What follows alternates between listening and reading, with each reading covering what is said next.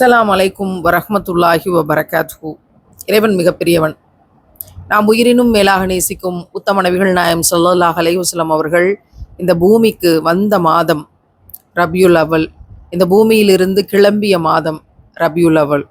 இந்த ரபியுல் அவல்ல இன்றைக்கு நாள் 6. நம்ம ஒவ்வொரு நாளும் ரசூல்லா எவ்வளவு கடினப்பட்டு சமுதாய சீர்திருத்தங்களை செஞ்சாங்க. அதில் ஒரு சீர்திருத்தத்தை ஒரு நாளைக்கு ஒரு தலைப்பாக பார்த்து கொண்டிருக்கிறோம். இன்றைய நாளினுடைய தலைப்பு சாதி ஒழிப்பு. இந்த சாதி என்கிற வார்த்தை நான் பள்ளி நாட்களில் பேச்சு போட்டியில் பேசிய அந்த வார்த்தைகளுடைய கோர்வை இன்னும் ஞாபகம் இருக்கிறது. ஆதியில் இல்லாது பாதியில் வந்து பீதியை தந்திடும் சாதி. சாதிக்கு சங்கம் வைக்க வேண்டாம், இனி சாதிக்க சங்கம் வையுங்கள். சாதி இழிவை பற்றி பேச்சு போட்டிகளில் அத்தனை தாக்கத்தோடு பேசிய அந்த காலங்கள் பள்ளி நாட்களிலேயே எப்படி வந்தது?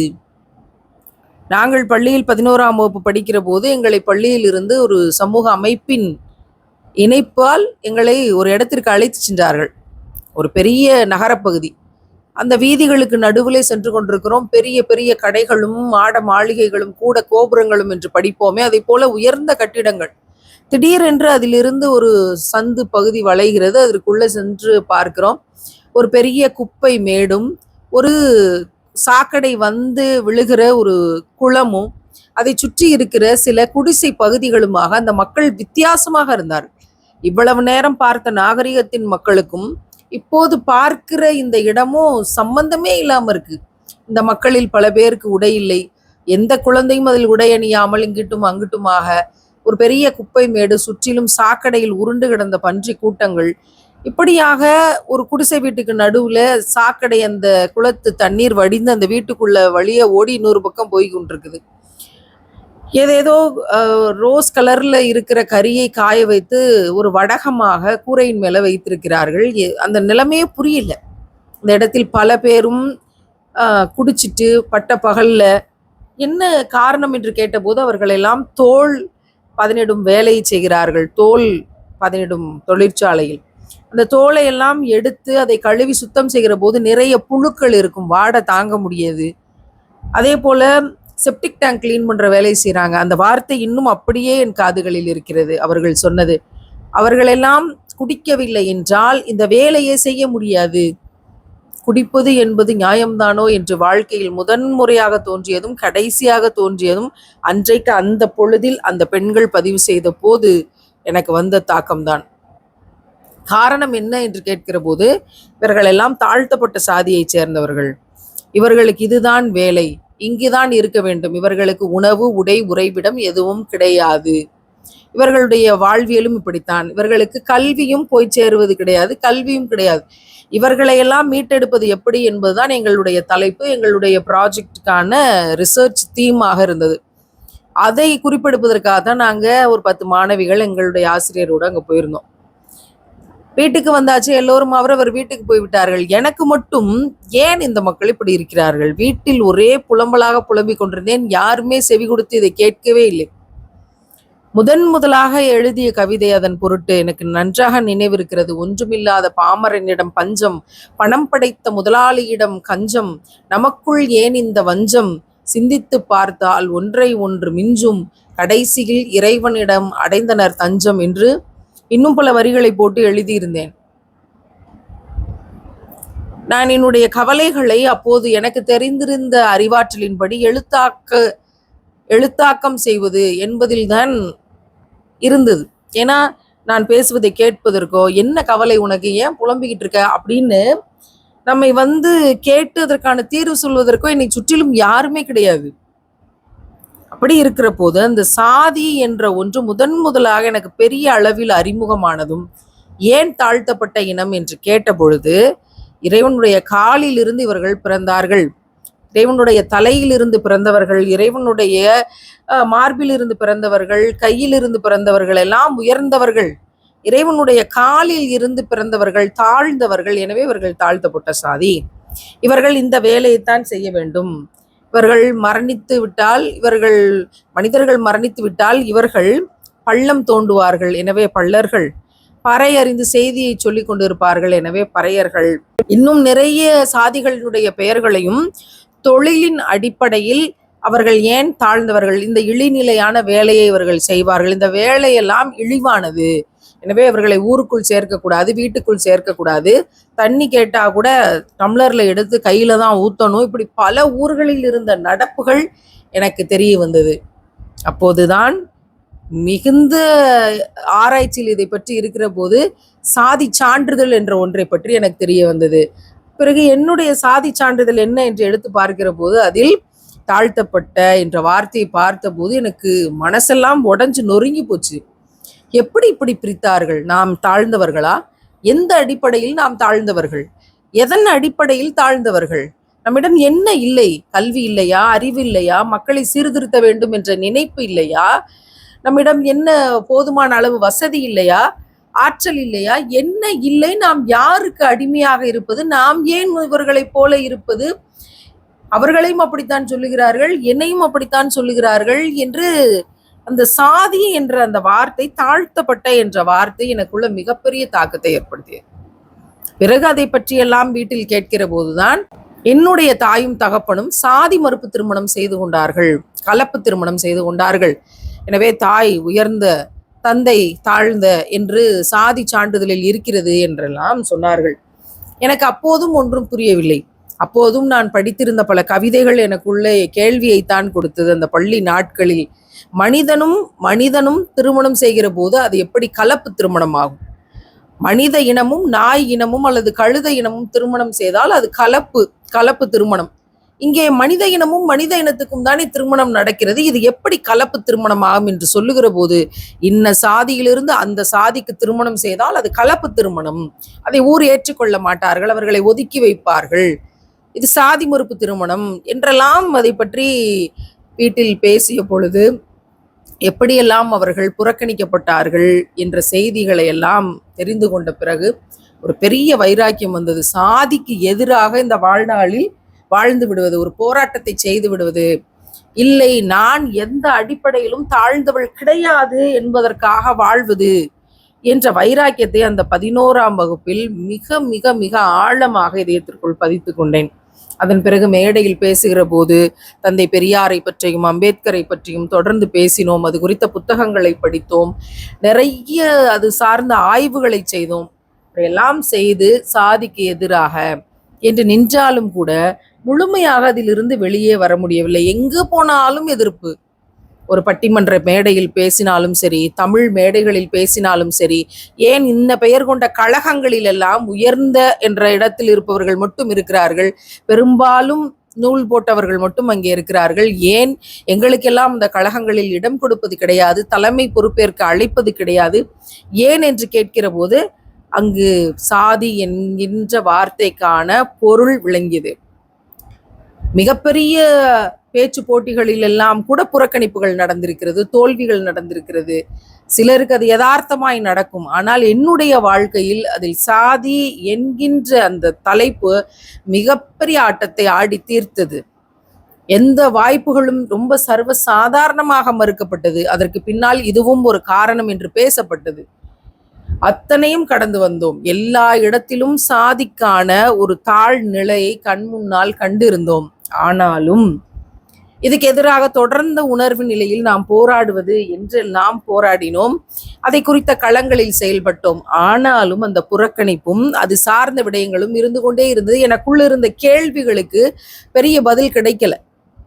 தந்தை பெரியார் அவர்கள் மேடையில் 94 வயதில் மூத்திரப்பையை கையில் ஏந்தி கொண்டு மக்களிடையே பேசுகிறார், கண்ணீர் சிந்துகிறார். உங்களையெல்லாம் இப்படியே இதே அறியாமையிலேயே விட்டு போகிறேனே என்றுதான் நான் அழுகிறேன். நான் மரணிக்க போகிறேன், எனக்கு வயதாகிவிட்டது, இன்னும் கொஞ்ச காலத்தில் நான் மரணித்து விடுவேன் என்பதற்காக நான் அழவில்லை. உங்களுடைய அறியாமையை நினைத்து இப்படியே உங்களை விட்டு போகிறேனே என்பதற்காக அழுகிறேன் என்று பதிவு செய்தார்கள். மக்கள் அறியாமையில் இந்த சாதி என்ற நிலையில் அதிலிருந்து விடுபட்டு வெளியே வந்து விட்டார்களா என்று கேட்டால் நிச்சயமாக இல்லை. என்னுடைய வாழ்க்கையில் நான் படாத பாடுகள் பட்டிருக்கிறேன். அது சார்ந்த கேள்விகள், தந்தை பெரியாரினுடைய கண்ணீருக்கு மருந்து இல்லையா என்ற கேள்வி எனக்குள் ஆழமாக இருந்தது. தொடர்ந்து தேடல் இருந்து கொண்டே இருந்தது. அதே போல அண்ணல் அம்பேத்கர் அவர்களுடைய வாழ்க்கை வரலாற்றை படிக்கிற போது, அவர்கள் மரணிக்கிற சிறிது காலத்திற்கு முன்பாக மாதம் ஒரு முறை அப்படி அழுவார்களாம். அவருடைய உதவியாளர் இதை பதிவு செய்திருக்கிறார்.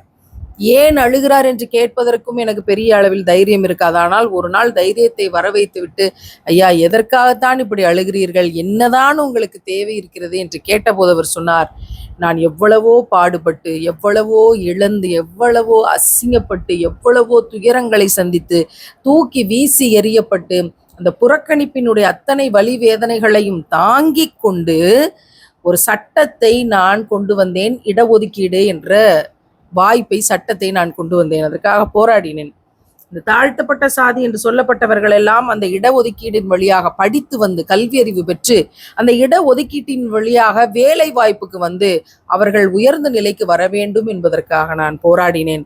யாரெல்லாம் அதை பயன்படுத்தி உயர்ந்த நிலைக்கு வருகிறார்களோ அவர்களெல்லாம் கீழே இருக்கக்கூடியவர்களை கைபிடித்து தூக்கிவிட வேண்டும் என்பதற்காக நான் போராடினேன். ஆனால் இவர்கள் உயர்ந்த நிலைக்கு வந்த பிறகு, அந்த இட ஒதுக்கீட்டை பயன்படுத்தி உயர்ந்த நிலைக்கு வந்த பிறகு, இவர்கள் யாரை எதிர்த்து நான் போராடினேனோ அந்த ஆதிக்க என்ற இடத்தை சார்ந்தவர்களை விட மிக மோசமாக நடந்து கொள்கிறார்களே, இப்படி சுயநலவாதிகளாய் மாறி போனார்களே என்று அழுகிறேன் அழுகிறேன் அழுகிறேன், என்னோட தோல்விகளை நினைத்து நான் அழுகிறேன் என்று அழுததாக தொடர்ந்து குறிப்பிட்ட காலத்திற்கு ஒரு முறை அவர் மீளா துயரத்தில் இருந்ததாக அவருடைய கடைசி காலத்தினுடைய நினைவு குறிப்புகளை குறித்து அவருடைய உதவியாளர் இப்படி பதிவு செய்திருக்கிறார். அப்படி என்றால் அண்ணல் அம்பேத்கர் அவர்களுடைய இந்த கண்ணீரை துடைப்பதற்கு மருந்தொன்றும் இல்லையா என்ற என்னுடைய கேள்விக்கு பதில் கிடைக்கவே இல்லை. தொடர்ந்து என்னுடைய கேள்வி நகர்ந்து கொண்டே இருந்தது. இப்படி என்னுடைய வாழ்க்கையிலும் எத்தனையோ சாதி ஒழிப்பு போராட்டங்களில் ஈடுபட்டு அதன் மூலமாக மிக மோசமான பதாகைகள் எல்லாம் என்னுடைய படம் போட்டு அச்சடிக்கப்பட்டு தலைநகரத்திலே எவ்வளவோ அவமானங்களை சந்தித்தோம். ஆதிக்கம் என்ற இடத்தில் இருக்கக்கூடியவர்களினுடைய எத்தனையோ மிக மோசமான விளைவுகளை சந்தித்தோம். கேள்வி தொடர்ந்து கொண்டே இருந்தது, சாதி ஒழிப்பிற்கு மருந்து இல்லையா என்று.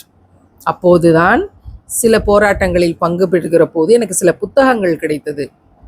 சிஏஏ போராட்டங்களில் பங்கு பெறுகிற போது அந்த புத்தகங்களை எடுத்து படிக்கிற போது, நாம் உயிரினும் மேலாக நேசிக்கும் முத்தம் நபிகள் நாயகம் ஸல்லல்லாஹு அலைஹி வஸல்லம் அவர்கள் சட்டத்தை கொடுத்திருக்கிறார்கள். சாதி வித்தியாசம் இல்லாமல், வர்க்க பிரிவினைகள் இல்லாமல், நிறபேதங்கள் இல்லாமல், எந்த விதமான ஏற்றத்தாழ்வுகளும் இல்லாமல், நீ உயர்ந்தவன் தாழ்ந்தவன், நீ பணக்காரன் ஏழை என்ற வித்தியாசமும் இல்லாமல், உனக்கு அந்த மொழி தெரியும் எனக்கு இந்த மொழி தெரியாது என்கிற பிரிவினைகள் இல்லாமல், மனிதன் எதன் அடிப்படையிலுமே பிரிவில்லாமல் அனைவரும் சமமாய் வாழ்வதற்கான மார்க்கம் இஸ்லாம். எனக்கு இது படித்த போது பெரிய ஆச்சரியம். படித்தவுடன் நம்பவே முடியல. அது எப்படி சாத்தியம், அது எப்படி நடக்கும் என்று உங்களுடைய வாழ்க்கை வரலாறை எடுத்து புரட்டி பார்க்கிற போது முதலாக பாங்கு சொல்ல வேண்டிய ஒரு நடைமுறையை கொண்டு வருகிறார்கள். நான் நான் நான் என்று அப்போது உயர்ந்த தலைகள் எவ்வளவோ பேர் இருக்கிறார்கள், எல்லா விதத்திலும் உயர்ந்தோர்கள் என்று சொல்லிக்கொண்ட அந்த காலகட்டத்தில். ஆனால் நபிகள் நாயகம் ஸல்லல்லாஹு அலைஹி வஸல்லம் அவர்கள் கருப்பு இனத்தை சேர்ந்த ஒருவரை அழைக்கிறார், அடிமை இனத்தில் இருந்து விடுதலை செய்யப்பட்ட ஒருவரை அழைக்கிறார், பிலால் ரலியல்லாஹு அன்ஹு அவர்களை அழைக்கிறார்கள். அந்த கருப்பினத்தை சேர்ந்தவர்களுக்கு இந்த வாய்ப்பை கொடுத்து, நீங்கள் தான் பாங்கு சொல்ல சரியான நபர், நீங்கள் தான் இன்றிலிருந்து பாங்கு சொல்ல வேண்டும், மக்களை இறைவனின் பாதைக்கு தொழுகைக்கு அழைக்க வேண்டும் என்று அவர்களை தேர்ந்தெடுத்தார்கள். அது அன்றைய பொழுதில் பலரிடமும் பல கருத்து முரண்கள் இருந்ததாக எல்லாம் சொல்றாங்க. ஆனால் நபிகள் நாயகம் ஸல்லல்லாஹு அலைஹி வஸல்லம் அவர்கள் அத்தனையும் தாண்டி கொடுத்த வாய்ப்பு, ஒரு மிகப்பெரிய வாய்ப்பு, சமத்துவத்தை கொண்டு வந்தார்கள். இங்கே கருப்பாக இருப்பவர்கள் வெள்ளையாக இருப்பவர்கள் என்பதற்குள் எந்த வித்தியாசமும் கிடையாது. பிலால் ரலியல்லாஹு அன்ஹு அவர்களுடைய காலடி சத்தம் சொர்க்கத்தில் கேட்டதாகவெல்லாம் செய்திகளை படிக்கிற போது எப்பேற்பட்ட பாக்கியத்தை பெற்றார்கள். அந்த சமத்துவத்தை அவர்களின் வழியாக இந்த உலகத்துக்கு சொல்லி கொடுத்தார்கள் நபிகள் நாயகம் ஸல்லல்லாஹு அலைஹி வஸல்லம் அவர்கள். ஒவ்வொரு விடயத்திலும் நிறத்தின் அடிப்படையில், மொழியின் அடிப்படையில், சாதியின் அடிப்படையில், குலப்பெருமையின் அடிப்படையில், எதன் அடிப்படையிலும் பெருமை கிடையாது என்பதை எடுத்து சட்டமாக்கினார்கள். தொழுகைக்கு யார் பள்ளிவாசலுக்கு முதலில் வருகிறார்களோ அவர்களுக்கு தான் முதலிடம். அந்த நாட்டையே ஆளக்கூடிய அதிபராக இருந்தும் கடைசியில் வந்தால் கடைசி வரிசையில் தான் நின்றாக வேண்டும் என்பதுதான் இறைவனுக்கு முன்னால் மனிதர்கள் அனைவரும் சமம். இன்னும் சொல்ல போனால் இறைவனுக்கு முன்னால் மனிதர்கள் அனைவரும் அடிமைகள். இதில் பெரிய அடிமை என்பதோ, சின்ன அடிமை என்பதோ, உயர்ந்த சாதி அடிமை என்பதோ, தாழ்ந்த சாதி அடிமை என்பதோ கிடையாது. மிக தெளிவாக சட்டங்களை கொண்டு வந்தார்கள். அப்போதுதான் உலகத்தின் சன்மார்க்க மார்க்கம் இஸ்லாம், உலகத்தின் சமத்துவ மார்க்கம் இஸ்லாம், உலகத்தின் சமநீதி மார்க்கம் இஸ்லாம், உலகத்தின் பேதங்களை நீக்க வந்த மருந்து இஸ்லாம், இன இழிவு நீக்க வந்த மருந்து இஸ்லாம் என்று உலகமே பார்த்து வியந்து நின்றது. நாம் உயிரினும் மேலாக நேசிக்கும் உத்தம நபிகள் நாயகம் ஸல்லல்லாஹு அலைஹி வஸல்லம் அவர்கள் கொண்டு வந்த இந்த சட்டங்கள். இறுதி பேருரை அரஃபா மைதானத்தில் அடுத்த பேருரை நிகழ்த்துவதற்கு அவர்கள் இருக்க போவதில்லை. அந்த இறுதி பேருரையில் நபிகள் நாயகம் ஸல்லல்லாஹு அலைஹி வஸல்லம் சொன்னார்கள், இந்த மொழி அரபி தெரிந்தவன் மிகப்பெரிய ஆளுமை என்றோ, தெரியாதவர்கள் கீழ்நிலையாளர்கள் என்றோ எந்த வித்தியாசமும் கிடையாது. ஒரு மொழியை தெரிந்த காரணத்தினால் ஒரு மனிதனுக்கு எந்த பெருமையும் கிடையாது என்று சொன்னார். ஏழை பணக்காரன் என்ற வித்தியாசத்தின் அடிப்படையில் யாருக்கும் எந்த பெருமையும் கிடையாது என்று சொன்னார்கள். நிறத்தின் அடிப்படையில் எந்த விதமான வித்தியாசமும் கிடையாது என்று சொன்னார்கள். சமத்துவத்தை விதைக்க சொன்னார்கள். ஒவ்வொரு வாழ்க்கை வழிமுறையிலும் ஒவ்வொரு நாளிலும் ஏதோ ஒரு தத்துவத்தின் வழியாக சமத்துவ சமநீதியை மார்க்கமாக இங்கே பின்பற்ற சொன்னார்கள். அதனால்தான் இங்கு அனைவரும் இறைவனுக்கு முன்னால் சமம். மனிதர்கள் அனைவரும் அடிமைகள், இறைவனுடைய அடிமைகள், படைத்த இறைவனுக்கான அடிமைகள். இங்க எந்த வித்தியாசமும் கிடையாது. அதனால்தான் சாதியின் பெயரால் எவ்வளவோ மோசமான நிலையில் தாழ்த்தப்பட்ட, இழிவுபடுத்தப்பட்ட எத்தனையோ பேர் இஸ்லாத்திற்கு வந்து கொண்டிருப்பதை அறிந்து கொண்டு இருக்கிறோம். இங்கு வந்தால் அவர்களுக்கான கண்ணியம் வழங்கப்படுகிறது. இங்கு வந்தால் அவர்கள் முஸ்லீம், அது மட்டும்தான். இதில் எந்த விதமான மாற்று செய்தியும் கிடையாது. அப்படி இருந்தும் பேக்வேர்டு அப்படின்னு சொல்றாங்க முஸ்லீம்ஸை, இடஒதுக்கீடு அடிப்படையில் என்று செய்தி சொல்லப்படுகிறது. நான் கேள்வி கேட்டேன், நான் எந்த வகையில் பேக்வேர்டு? இவற்றையெல்லாம் பார்த்து நபிகள் நாயகம் ஸல்லல்லாஹு அலைஹி வஸல்லம் அவர்களுடைய சமத்துவ முறையை பின்பற்ற வேண்டும் என்று இஸ்லாத்தை ஏற்றுக்கொண்ட பிறகு நான் எதன் அடிப்படையில் பேக்வேர்ட்? சொல்லுங்கள். படிப்பில்லையா, அறிவில்லையா? எதன் அடிப்படையில் பேக்வேர்ட்? என்ன காரணத்திற்காக பேக்வேர்ட்? நான் ஏதாவது சலுகைகளை எதிர்பார்த்து நிற்கிறேனா? எதன் அடிப்படையில் நான் பேக்வேர்டு? 15 ஆண்டு காலம் அரசு ஆசிரியர் பணியில் இருந்து அன்புமகள் அனிதா நீட் தேர்வின் காரணமாக மரணித்த போது அதையொட்டி போராட்ட களத்தை முன்னெடுத்து போராட்ட களத்திற்கு வந்து அரசு பணியை ராஜினாமா செய்தோம். போராட்ட குணம் இருந்தது, பிறருக்காக கவலைப்படுகிற கருணை இருந்தது. எதன் அடிப்படையில் நாங்கள் பேக்வேர்டு? இந்த வார்த்தைகளை எல்லாம் மாற்றவே மாட்டீர்களா? தாழ்த்தப்பட்ட, பிற்படுத்தப்பட்ட, மிகவும் தாழ்த்தப்பட்ட, இந்த வார்த்தைகள் எல்லாம் மாறவே மாறாதா? எப்போது மாற்றுவீர்கள்? எப்போது மாறும்? இதன் பொருள் எப்போது மாறும்? இஸ்லாத்துக்கு வந்த பிறகும் கூட பேக்வேர்டு பிசி என்ற ஒன்றைத்தான் நான் என்னுடைய பிள்ளைகளுக்கான சான்றிதழில் பதிய வேண்டி இருக்கிறது என்றால் எப்போது இந்த வார்த்தைகள் எல்லாம் மாறும்? இதற்கு எதிராக தனியாக ஒரு போராட்டத்தை முன்னெடுத்து இதற்கு எதிரான விழிப்புணர்வை பரப்ப வேண்டிய காலகட்டத்தில் இருக்கிறோம். எங்க யோசிச்சு பாருங்க. மற்ற சமுதாயத்தில் இருந்து இஸ்லாத்துக்கு வருகிறவர்கள், அங்க பிசியா இருந்தா இங்க வந்தா பிசி முஸ்லிம், அங்க எஸ்சியா இருந்தா இங்க வந்தா எஸ்சி முஸ்லிம், அங்க எஸ்டியா இருந்துட்டு இங்க உள்ள வந்தா எஸ்டி முஸ்லிம் என்று குறிப்பிட தொடங்கினால் நிலைமை என்ன ஆகும்னு யோசிச்சு பாருங்க. இஸ்லாத்தில் சாதி கிடையாது, இஸ்லாத்தில் பிரிவினைகள் கிடையாது, இஸ்லாத்தில் எந்த பாகுபாடுகளும் கிடையாது. நான் எத்தனையோ பேரை கேட்டேன், சாதி சான்றிதழில் ஏன் லெப்பை என்று குறிப்பிடுகிறார்கள்? சாதி என்ற பிரிவில் முஸ்லீம் அது மட்டும்தானே இருக்க வேண்டும் என்று கேட்டபோது அதை பற்றியெல்லாம் எங்களுக்கு தெரியாது, போட்டிருக்கிறார்கள், நாங்களும் போட்டிருக்கிறோம், அவ்வளவுதான். போட சொன்னார்கள், அதனால் நாங்கள் போட்டோம், அவ்வளவுதான். எங்களுக்கு இதை பற்றியெல்லாம் எதுவும் தெரியாது. இஸ்லாத்தில் எந்த பிரிவினைகளும் கிடையாது. லெப்பை என்றால் என்ன என்று இப்ப இருக்கிற யாருக்கும் தெரியல. ஏன் சாதி சான்றிதழில் அந்த பிரிவு போடப்படுகிறது என்ற கேள்விக்கும் எந்த பதிலும் இதுவரைக்கும் யாரும் சொல்லல. இப்படியாக இருக்கிற காலகட்டத்தில் நீங்கள் இந்த சமுதாயத்தில் நீங்களாக எடுத்து வைத்து கொண்டு சமுதாய முன்னேற்றத்திற்காக என்று கருதுகோள்களை எதை வைத்து கொண்டாலும் இஸ்லாத்தில் பேக்வேர்டு, மோஸ்ட் பேக்வேர்ட், ஷெட்யூல்டு என்ற வார்த்தைகளுக்கே இடம் கிடையாது. இறைவனுக்கு முன்னால் மனிதர்கள் அனைவரும் சமம், அவ்வளவுதான். இதில் உயர்த்தப்பட்ட, தாழ்த்தப்பட்ட என்ற வார்த்தைகளுக்கு கூட இங்கு இடம் கிடையாது. அப்படி அப்படிப்பட்ட ஒரு உயரிய மார்க்கம். இந்த உலகம் எதற்காக போராடி தவிக்கிறது? சாதிக்கு, நிறத்துக்கு, வர்க்க பிரிவினைக்கு, மிக மோசமான ஏழை பணக்காரன் என்ற பிரிவினைகளுக்கு. அப்படி பரிதவித்து கிடந்த இந்த உலகத்தில் அந்த அத்தனை பிரச்சனைகளுக்கும் தீர்வாக நபிகள் நாயகம் ஸல்லல்லாஹு அலைஹி வஸல்லம் அவர்களுடைய வாழ்க்கை அமைந்திருந்தது, அவர்களுடைய சட்டங்கள் அமைந்திருந்தது. அதற்கான சட்ட முறைகளை இறைவனிடமிருந்தே பெற்று அவர்கள் சமுதாயத்திற்கு கொடுத்தார்கள். உலகம் உள்ள வரைக்கும் இப்படி ஒரு சமத்துவ வழியை, கியாமத்து நாள் வரைக்கும் இந்த சமத்துவ வழியை உலகம் பெற்றுக்கொண்டால் ஒழிய நிம்மதி என்பதற்கு வாய்ப்பில்லை. எனவே நபிகள் நாயகம் ஸல்லல்லாஹு அலைஹி வஸல்லம் அவர்கள் கொண்டு வந்த இந்த பிரிவினையற்ற மார்க்கத்தை மிகுந்த பேணுதலோடு, அன்போடு, பாசத்தோடு, கருணையோடு நாம் அணுக வேண்டும். நாம் அதை கடைபிடிக்க வேண்டும், உலகத்திற்கு எடுத்து சொல்ல வேண்டும்.